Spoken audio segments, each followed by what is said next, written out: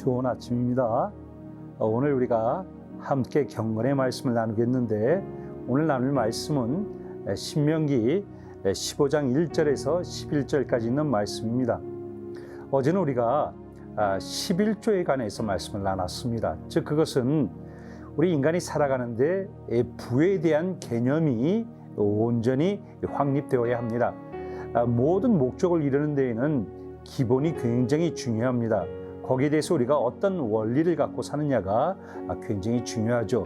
즉 부에 대한 원리가 있습니다. 그러면 오늘 주신 말씀을 통해서 성경에 관한 부의 원리는 무엇입니까? 그래서 어제 부의 그 개념에서 인간과 하나님과의 관계 속에서의 이 부의 개념이 바로 11조입니다. 하나님을 주권을 인정하고 언약을 기억하며 또 하나님의 사랑을 입은 자로서 살아가야 되는 그 일상의 삶을 보여주고 있습니다. 오늘은 내 이웃과 형제들의 관계 속에서 일어나는 일들입니다. 즉 오늘은 채무 관계에 대해서 우리에게 원리를 가르쳐주고 있습니다. 히브리 사람들은 이 7년이 되면은 희년이라고 해갖고 하나님의 그 말씀에 비춰서 자기의 삶을 확인해야 합니다. 그래서 오늘 주신 말씀을 보면은 7년이 됐을 때는 빚을 후인자에게, 채무자에게 빚 독촉을 하지 말라고 그럽니다.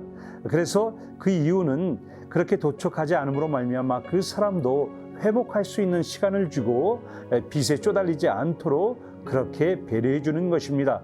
그러나 이방인에게는 그럴 필요 없이 계속해서 자기가 채무 준 것이 있으면 받으라고 합니다. 이것은 완전한 탕감은 아닙니다.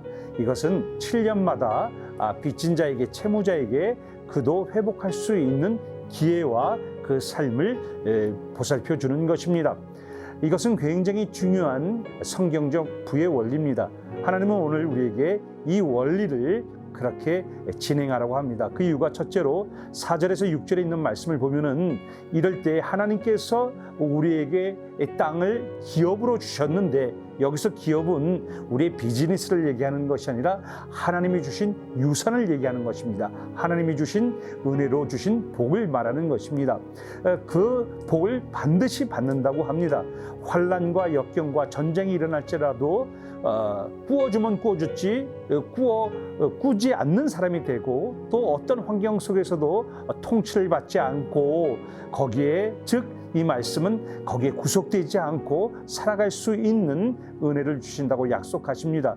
그리고 7절에서 9절까지 있는 말씀을 보면은 우리가 이렇게 7년에 한 번씩 채무자들을 봐줘야 할 이유는 바로 우리 형제 중에, 이웃 중에 가난한 사람이 있어서는 안 하는 것입니다. 우리가 같이 사는 공동체에서 나만 편안하게, 나만 잘 되고 내 주변에 있는 이웃은 죽어가고 고통받고 하는 가운데서의 나의 부는 지켜줄 수 없습니다. 그래서 내가 사는 동안에 그 가난한 자의 원망을 받아서는 안 된다, 그렇게 가르쳐주고 있습니다. 그리고 10절에서 11절에 있는 말씀을 보면은 우리가 사는 동안에 이 세상에는 항상 가난한 자가 있다고 합니다. 그 가난한 자들에게 하나님의 손이 되어서 하나님의 손의 역할을 감당하라고 합니다. 오늘 하나님께서 우리에게 주시는 말씀은 우리가 이웃과 형제들 속에서 어떻게 부의 원리를 갖고 살 것인가, 그러나 세상에서 얻은 것이 아니라 하나님의 말씀 안에서 성경적인 부의 원리를 감당하라고 합니다.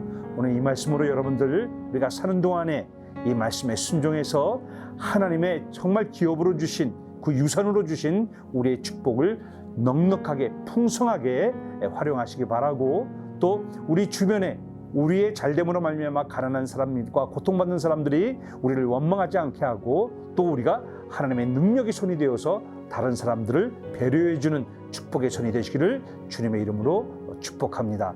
내일 우리 또 만나겠습니다.